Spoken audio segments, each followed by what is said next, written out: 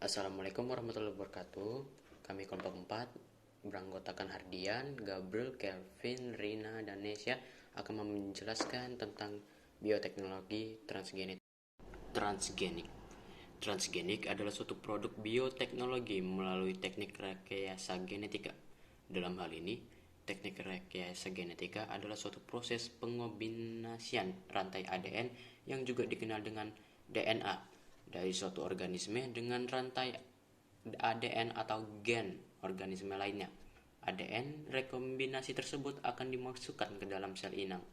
Pemindahan materi genetika gen dari suatu organisme untuk dikombinasikan ke dalam materi genetika organisme lainnya bertujuan agar gen yang dipindahkan akan diekspresikan oleh organisme yang menerima gen tersebut.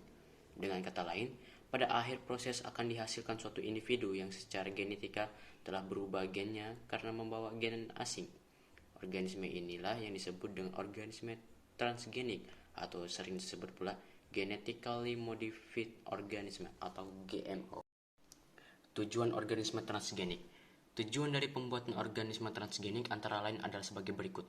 Yang pertama, menghasilkan produk farmaseutikal seperti insulin, interleukin, dan interferon.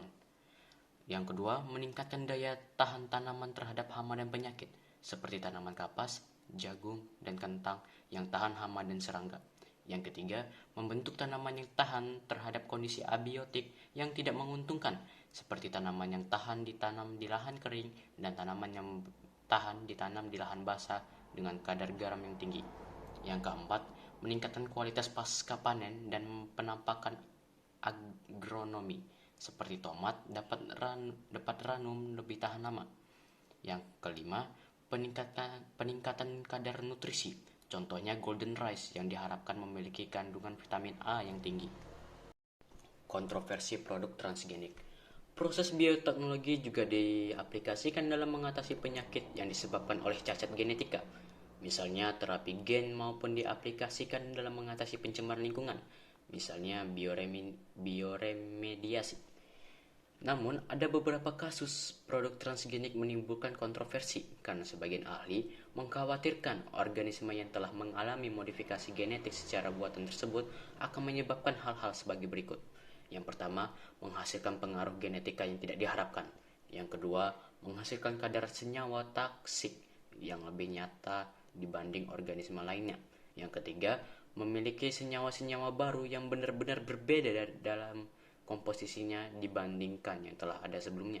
Yang keempat, menghasilkan protein yang menimbulkan reaksi alergi. Yang kelima, mengandung gen pengganda resisten antibiotik sehingga dikhawatirkan konsumen dapat menjadi resisten terhadap antibiotik. Oleh karena itu, produk-produk hasil rekayasa genetika harus melewati serangkaian uji yang ketat untuk dapat dilepaskan ke pasaran.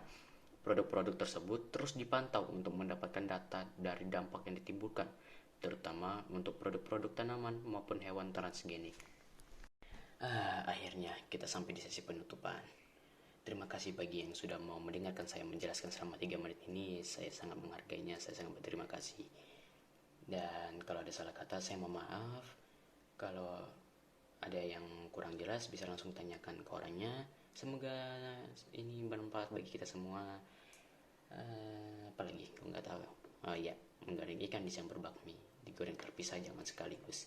Cukup sekian presentasi kami, semoga dapat nilai bagus. Wabillahi taufik wal hidayah. Wassalamualaikum warahmatullahi wabarakatuh.